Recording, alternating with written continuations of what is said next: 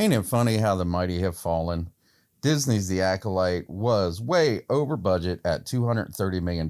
Now, this is not crazy for a Disney show or any kind of Marvel or Disney show. They always spend way too much money on crap shows. Rings of Power is another example. I mean, those things, I can't even imagine. I think it's like $1 billion a season or something like that. But what happened here was the fact that Leslie Headland had first said that the budget for this was 172 million. What she forgot to inform anybody that that was 172 million pounds. It had nothing. That was not American dollars. So when she said 172 million, she was talking pounds. She wasn't talking 230 million American dollars. But halfway through its run. It was already way over the production budget, even though they were saying that it was within budget. And this Forbes article here, I can't believe that they keep trying to blame the fans for the failure of their shows and their properties. It said, look, it's the failure to stick to its budget was the final nail in the coffin of the show, which was review bombed by detractors who complained it was woke. Its audience dwindled soon after it debuted in June. Now, do you think that its audience dwindled because it was review bombed, or do you think that its audience dwindled because it was a stupid, crappy show that ruined Star Wars, that ruined the property that it was supposed to be a part of? That was the final nail in the coffin. The Acolyte was the final nail in the coffin for Star Wars. For example, the Rey movie, all of a sudden, now the Rey movie starring Daisy Ridley and being directed by Charmin Obaid-Chinoy, who hates men, and all she has experience with is directing documentaries. Nothing about directing a big budget Hollywood movie, that used to be, or was, I should say, a male property, a male dominated property. I do acknowledge the fact that there's plenty of women that love Star Wars, and I'm happy about that. But the majority of its fans were male. That's the way it is, and you took it away from us. I've been around for 53 years. I went to see Star Wars in the theaters in 1977. I waited in line on opening day. I have been a Star Wars fan my entire life.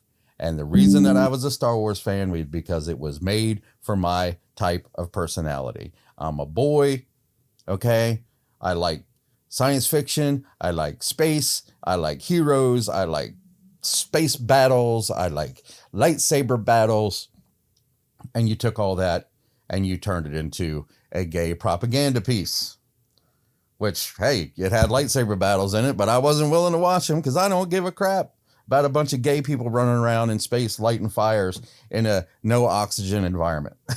The Acolyte had a dramatic fall from grace following a strong debut when its first two episodes generated 4.8 million views, I can't read today, on launch day, making it the biggest series premiere on Disney Plus this year. But then it earned its 7th place on Nielsen's top 10 original chart in its premiere. It climbed one spot in the second week, but was booted out of the list in the third week following an online backlash to the show, driven by complaints about its quality and the diversity of its cast. Its quality probably didn't have anything to do with diversity. What the hell do we care if it's diverse? Star Wars was already diverse, people. It was. We didn't complain about Lando Calrissian, did we? We didn't complain about Princess Leia, a strong female character, did we? We didn't complain about none of that because it was stuff that we liked and it wasn't trying to push some agenda. But that's the reason why. The quality. That's right. And it was. I never watched it, but I watched bits and pieces. I watched enough bits and pieces of it to know that it was a terrible show. I don't have to watch it to know that it's a terrible show. Luckily, I have people that do that for me. But it did lose money. It lost a lot of money. And it's that's the reason it's not coming back. It has nothing to do with the fact that it was gay. It has nothing to do with the fact, well, it does, because that's the reason nobody wanted to see it. But it's not the diversity of the cast. It's not the all that other crap. It's just the simple fact that it was a very stupid and woke bullshit show that nobody cared about, nobody wanted, nobody asked for, and there you go. From day one, the first day they announced it at Star Wars Celebration, and whoever that woman was like, yes, yes. I was like, oh, this is going to be terrible. Not to mention the fact that Leslie Headland was the director, the former assistant of Harvey Weinstein, the woman that used to feed him, the women, or whoever it was that he was. You can't tell me she didn't know. She had to know. You can't be somebody's personal assistant and not know what the hell they're doing in the background. How many bodies did you bury, Leslie? Anyway, lost money. Not like The Penguin. The Penguin is an excellent show, and people are going to watch it because you watch The Penguin and you're watching a good show, and you don't have to worry about a bunch of diversity. You don't have to worry about who's gay and who's not gay or who's sleeping with who, because that's just not the point of watching a good show anymore. I want to see good stories. I want to see good acting, and The Penguin has all of that. So if you haven't seen it yet, go watch The Penguin. The Acolyte is dead. I'm pretty sure Star Wars is dead at this point. I think this delay that they're putting on the Rey movie is just them saying that it's eventually going to be canceled.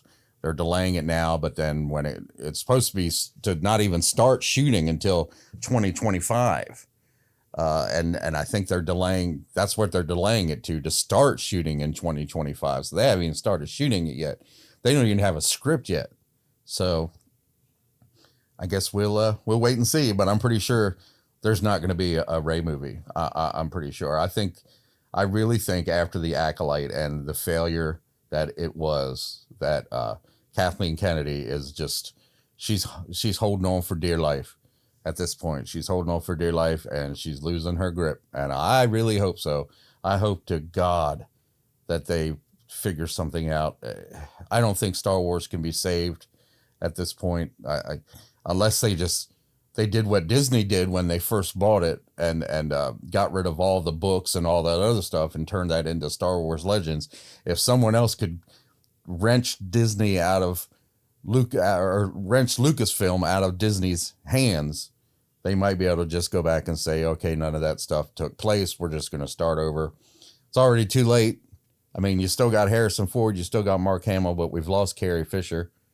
We've lost Peter Mayhew, Chewbacca. We've lost James Earl Jones. We've lost David Prowse. We've lost all the people that played the good things. I mean, the sequels, okay. The prequels, yeah.